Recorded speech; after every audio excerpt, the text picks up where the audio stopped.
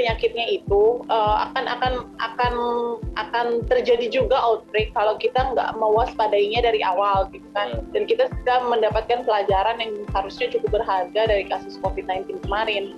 Jadi kita pengetahuan yang cukup itu dibutuhkan untuk setiap penyakit yang baru yang muncul, dan tentunya personal hygiene itu harusnya diaplikasikan secara general dan dijadikan lifestyle kita gitu.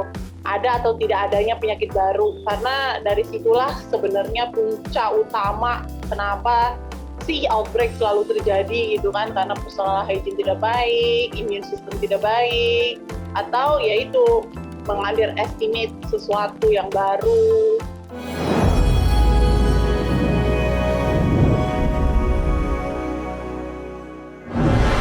Halo semuanya, selamat siang. Welcome to Bincang-Bincang. Hari ini saya ditemani oleh Dr. Fanny, Internal Medicine Staff Registrar di Rumah Sakit di Singapura. Beliau adalah orang Indonesia asli. Asli ya, Dok? Asli, Dok. Dan KTP lulusan Indonesia. FK Indonesia juga. Betul, Dok. Dari mana, Dok? Dari Universitas Pelita Harapan, Dok. Universitas Pelita Harapan. Dr. Fanny ini sudah bekerja di Singapura selama berapa tahun, Dok? 4 tahun, Dok. 4 tahun, luar biasa. Jika Anda baru di channel ini, perkenalkan, nama saya Dr. Tony Setiobudi, Orthopedic Surgeon di Mount Elizabeth Hospital, Singapura. Baru saja dunia kita ini diguncang oleh COVID-19 ya. Sekarang sudah agak mereda, tapi ada lagi, monkeypox. Topik kita hari ini adalah apakah vaksin cacar bisa melindungi kita dari monkeypox. Silakan, Dr. Fanny. Oke, terima kasih Dr. Tony. Ada beberapa informasi dan pertanyaan tepatnya yang ditanyakan ke saya dari sahabat-sahabat di Indonesia mengenai monkeypox, penyakitnya seperti apa yang harus dikhawatirkan, dan sampai topik di mana apakah ada vaksinasi yang dapat melindungi kita daripada monkeypox ini. Ketika mereka bertanya mengenai vaksinasi, mereka mengutip beberapa informasi yang beredar di Indonesia yang ternyata dihimbau oleh Kemenkes bahwasanya vaksinasi cacar melindungi kita daripada monkeypox dengan mencapai angka 85%. Jadi karena informasi ini, maka kawan-kawan saya merasa cukup aman dan merasa dirinya ini terproteksi akan monkeypox. Tapi yang saya cukup kaget, sebenarnya persepsi vaksinasi cacar yang mereka tahu adalah persepsi vaksinasi cacar air. Ini dua hal yang berbeda. Jadi vaksinasi cacar yang dimaksudkan oleh CDC yang dikatakan bahwa dapat melindungi monkeypox adalah vaksinasi cacar dengan nama lain smallpox. Smallpox ini salah satu jenis daripada orthopox virus yang memang satu family dengan monkeypox. Maka dari itu antibodi yang dihasilkan terhadap vaksinasi smallpox dapat melindungi diri kita daripada monkeypox. Tapi smallpox ini bukan chickenpox, oke? Jadi siapa yang telah mendapatkan vaksinasi smallpox itu adalah orang-orang generasi yang umurnya mungkin pada saat ini sudah 45 ke atas ya. Jadi kita yang lahir di atas 1982 ke atas termasuk saya tidak menerima vaksinasi cacar. Jadi saya tidak memiliki proteksi apapun terhadap monkeypox. Cacar air itu lain, dia itu Varicella zoster family, dia tidak ada hubungannya dengan monkeypox. Dan vaksinasi cacar atau infeksi cacar sebelumnya, infeksi cacar air sebelumnya atau vaksinasi cacar air tidak dapat melindungi kita daripada monkeypox infection itu sendiri.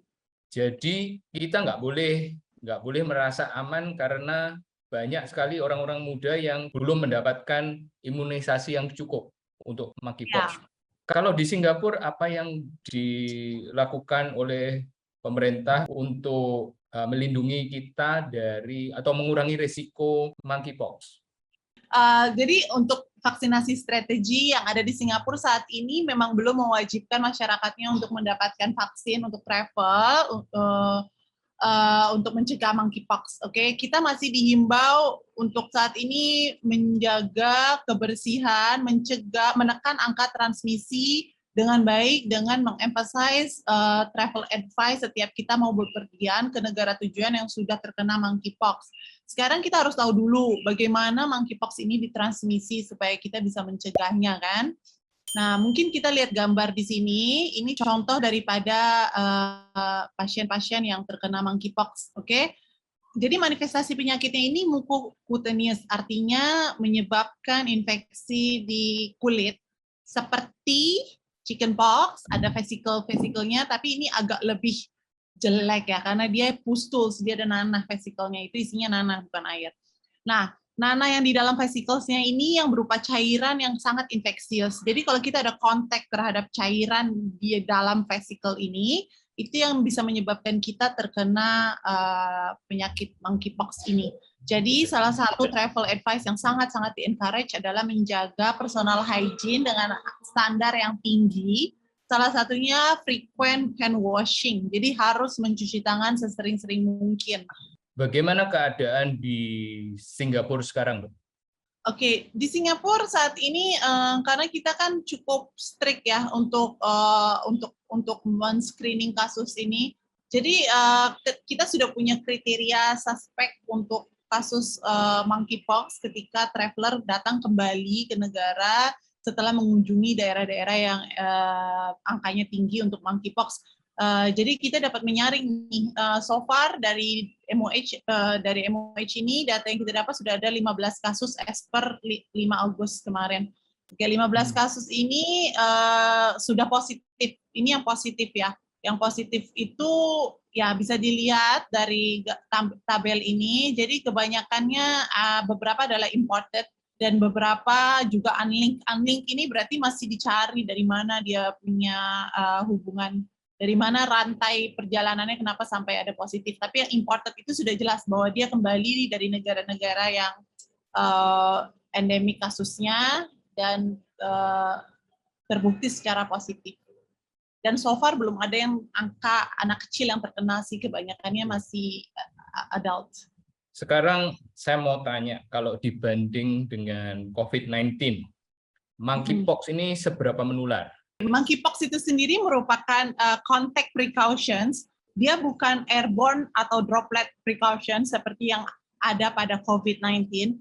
Jadi untuk penyebarannya saya rasa akan lebih kurang signifikan dibandingkan dengan COVID. Karena kita harus memiliki direct contact skin to skin, contact precautions lain daripada COVID. Kalau COVID ini kan airborne dan droplet. Jadi ketika kita berada di suasana yang crowded, seperti party dan sebagainya, dia punya spreading bakal akan sangat cepat dengan COVID-19. Tapi monkeypox saya rasa agak kurang ya, karena kalian butuh contact direct. Kalau kita lihat dari segi mortality, seberapa mematikan monkeypox kalau dibanding dengan COVID-19? COVID-19 sudah berlangsung selama 2 tahun. Monkeypox ini baru mulai ada lagi recently. Kita harus tahu ya, monkeypox ini bukan sesuatu yang baru. Monkeypox ini sudah penyakit ancient, sudah lama. Dari tahun 1970-an sudah ada. Tapi dia sudah tereradikasi secara tidak sengaja ketika marak-maraknya smallpox vaccinations dilakukan di dunia. Jadi dia ikut menghilang dan dia baru mulai muncul lagi recently. Oke, jadi kalau kita lihat tren yang sekarang pada saat ini, so far kan kasusnya di seluruh dunia ada sekitar 3.500-an yang sudah terkonfirmasi kasus monkeypox. Oke, daripada banyaknya kasus yang sudah terkonfirmasi ini, ada satu yang reported meninggal dari 1 Januari sampai 22 Juni ini. Jadi kalau kita lihat trennya untuk pada saat sampai saat ini, saya rasa trennya nggak terlalu tinggi mortalitasnya ya. Ya tentunya kita harus tahu ya gejalanya seperti apa sih gitu. Jadi kalau kita tahu diri kita baru datang dari tempat-tempat yang angkanya tinggi, terus kita sudah mulai ada gejala, kita harus cepat-cepat pergi mencari medical attentions lah. Dan gejalanya ini biasanya cukup kurang jelas di awal karena dia hanya seperti jadi kita harus tahu setiap negara harusnya memiliki kriteria diagnosis, kriteria suspek. Jadi kita juga alert gitu, apa sih yang harus diwaspadai dan kapan sih kita harus mencari bantuan medis ketika dibutuhkan gitu. Oke, terima kasih banyak Dr. Fani atas waktunya. Saya sebenarnya belajar banyak karena udah lama nggak touch infectious disease. Saya yakin banyak sekali informasi yang bermanfaat bagi penonton semuanya. Terima kasih para pemirsa sudah bersama-sama dengan kami. Dan Anda bisa tulis komen atau pertanyaan di bawah ini dan jangan lupa subscribe, like, dan share video ini dan sampai jumpa di topik menarik lain bincang-bincang berikutnya. Bye-bye. Oke, bye.